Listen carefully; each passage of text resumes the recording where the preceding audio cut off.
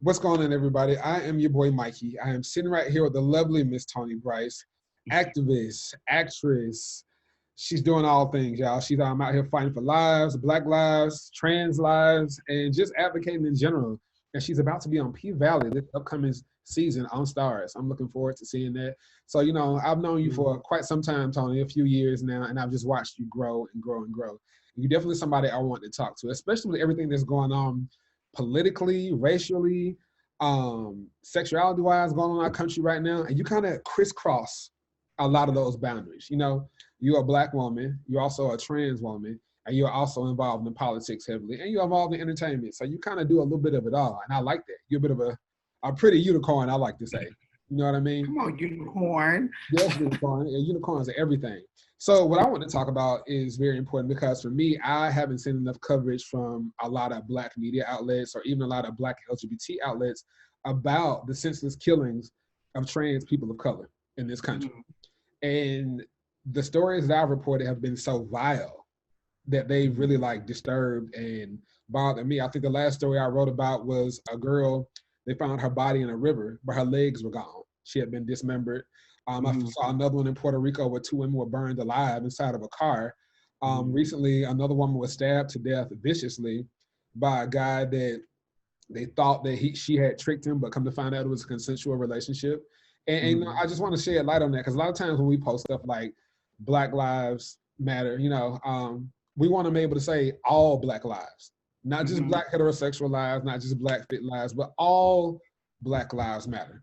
And so I want us to talk about that today. A few facts that I want to drop first, y'all, is according to the latest census, 19% of the American population considers themselves transgender or non-conforming. In 2019, there were 27 deaths of transgender people of color. Here we are in June of 2020, and we're already at 18 deaths.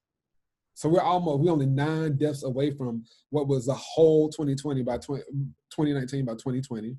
And a lot of times these deaths might be way higher. A lot of times they get underreported or they get misreported because the people who are the victims get misgendered.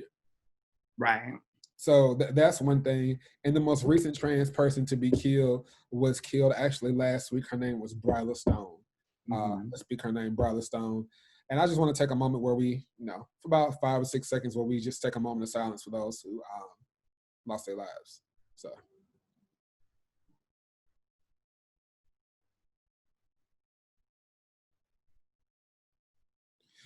Okay. All right. So, Toni, how are you feeling with all this? You're a Black woman and you're a trans woman. A lot of times, do you feel like people are telling you that you have to pick which part of your identity you have to fight for? I do. Actually, that's really a really good way to look at it because I feel like where we are in a time now where Black lives, I feel, has always been a topic of conversation. It will always be a topic of conversation because of race relations, because of how our ancestors got here, because of just the different journeys and paths we've had to take as Black people. And I feel like having the intersection of being Black and also being trans, I feel like the trans part of that is missing, within the collective. Right. And when you just talked about 18 people already, and granted, maybe not all of them are women of color, because I know some are maybe white women, some maybe white trans men, some maybe Tony McDade was a Black trans man. Actually, that was 18 women of color. That includes Black. Oh, that was women of color, period. That included Black and brown. Yes. Well, listen, 18 already, and we're in the last day of June, and that's just 6 months into the year. We still have 6 more months to go. What Ms. Major Griffin Gracie said on an interview before, she said sometimes she feels like visibility is a blessing and a curse, because she feels like we're the people that are being more visible about who we are. Sometimes it can be harder for the people that are living their everyday lives because they're more of a target than those people that they can't reach. And I was like, oh my God, that's so, I never looked at it like that, because I'm like, dang. And you being a public figure, you kind of look like, well, am I doing the right thing? Like, you kind of question it for a minute. Right. But I know obviously she meant that with good intention and just speaking real truth, because when the more visible we do come in media, the people in everyday life in our neighborhoods are going to target us and they're going to see us because they don't have a choice now. Let me They ask you don't a have a choice. question. How do you react to the statement of "I'm black first"? And a lot of black people will say that. They'll be like, well, you know, I understand that you're trans, or I understand that you're gay, or I understand that you this, you that, but you black first. You need to be fighting for this first, and everything else we'll deal with later on down the line. How do you feel when people say that? Well, first and foremost, I feel like I am black, but black is who I am. It's the race I am, but that's not my whole identity. And what we have to realize is everything that we call ourselves, or that we I shouldn't say call ourselves, but however we identify, not one thing makes up a whole identity. Agreed. And so being black is part of who I am. It's physically who I am, but that's not all that I am. And I also have to realize that there's other intersections of me, like being trans, black and trans, being a woman, like all of the different things that come with that. And while I'm black first, because as you're gonna probably see, once you associate my gender, you'll see that I'm a woman. And then once you probably get to know me, you'll realize I'm trans. That's why a lot of people, we say black women of trans experience, because we want to make sure that I'm a person first. I'm a whole person first, and that my whole identity isn't just being trans. My whole identity isn't just being black and a woman, but it's a collective. So I feel like while that's very valid, I am black first.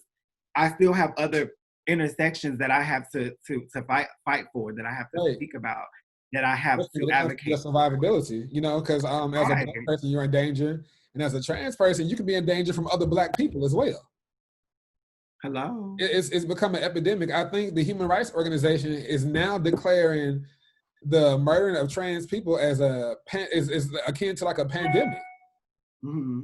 And I think that's really, really like when you talk about that, like, what is the issue? I know some of the stereotypes I've heard is that they'll say that a trans woman is not being forthcoming with her original identity with these men, and then that's what's going on. But let's just go ahead and dispel that. Of these cases, 9 times out of 10, the person already knows it's a trans woman that they're dealing with. And they kill this person to keep other people from finding out what they've been doing. They have some kind of shame that comes along with it. They want to keep her a secret.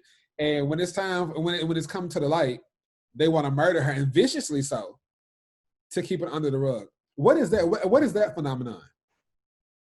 You know, I feel like a lot of people, they do, and I know we'll get to the parade piece in a minute, but one thing that I did say in that piece was we were there and they were with the band chanting "No justice, no peace, no justice, no peace." And so my thing was, do we really mean that? For us, for Black trans women, do we really mean that when we're murdered? Or are we asking the questions that you just brought up? What did she do? Who did she trick? Et cetera, et cetera. We're not yelling "No justice, no peace." And I feel like it's so crazy, because when we look at like Black Lives Matter as a collective, and we look at the people that have been pushed to the forefront of the movement in terms of like who were examples of why we're fighting, like a Breonna Taylor, like a George Floyd. And then when the news media decides, oh, we want to dig a little bit into their personal life, and then it comes up, oh, they had this record and they did this and they did that. And we as Black people, we're like, that was uncalled for, that was unnecessary. Why are we focused on that? We're focused on this and we focus on that. Right. So why when we're murdered? They their lives, but they don't do that for trans people. Right. They devalue their lives. Well, if she hadn't been doing this or he hadn't been doing that, then this wouldn't have happened to them. You know, it doesn't. Right. Somebody was killed. A life has been lost. Let's focus on that. Let's focus on finding justice for that.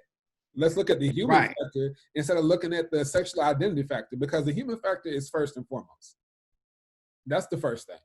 And, you know, you just alluded to the parade, which this past weekend, which was called Beauty in Colors, and it was created by, is his name Antonio Madison?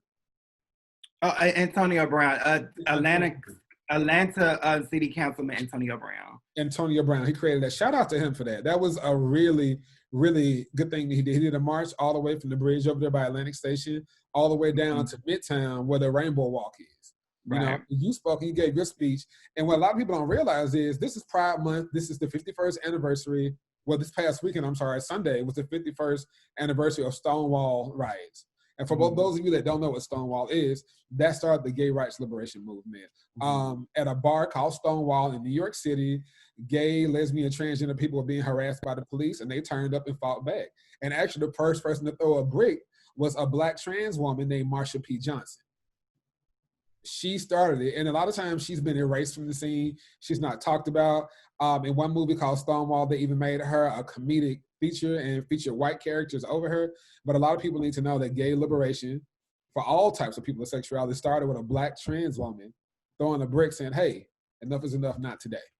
But I know you felt like, from what I've seen in your speech, you kind of felt like this month the Black Lives Matter movement kind of overshadowed and hijacked what was going on with Pride and for what Pride was for. Can you talk about that a little bit? So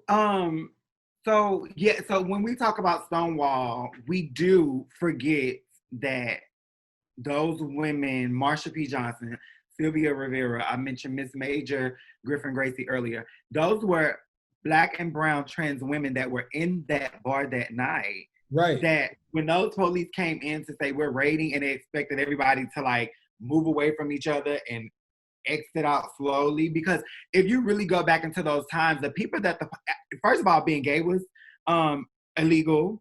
You being on a trans person, because language had not really evolved, so everybody looked at us being gay or transvestites and all of that. Language had not evolved, so the trans women were really the ones being taken to jail, because as a gay person, maybe they could have backed away and like, okay, I don't want no trouble. But as a trans person, you are dressed to them in the incorrect clothing of the gender that you were, sex and gender you were assigned at birth. So that right there is illegal. So we're taking you to jail. So they were really harassed.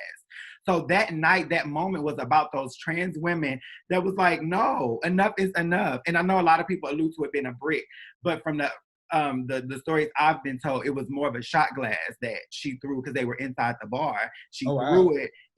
I want to say it broke a mirror or some kind of glass, and they called it the shot glass heard across around the world. Oh, and nice. So yeah, that's what that night was about. It was about, I know a lot of people say riots, but to me, it was more about a rebellion. Like they rebelled against what they were doing, what the police were doing to them. They were resisting what they were doing to them. And they started, that was the start for the whole, as we know it now, you know, whether we say gay pride, LGBT pride, that was the start. That was the moment that started it all. And a lot of times it's very whitewashed. We see a lot of white gay men when we think of Stonewall. In that movie, the star of that movie, I want to say, was a white man who was gay in the movie. It was the reception for it was terrible. It failed because the people who know the history of it know this was historically inaccurate, completely. Yeah. The only thing they said they got right was that the people who lived on the streets were at the forefront of the movement. The people who lived on the streets happened to be who? Transgender men and women. Marsha, Sylvia. Yeah. So that's important. You know, we celebrate Pride. We want to say we inclusive. We support LGBT people, but if we do, we got to be all about it. And when we say Black Lives Matter, y'all, we really have to say all Black Lives Matters. No matter who you love, how you dress, what your socioeconomic class is. If you consider yourself a person of African descent, we need you, and your life is not expendable.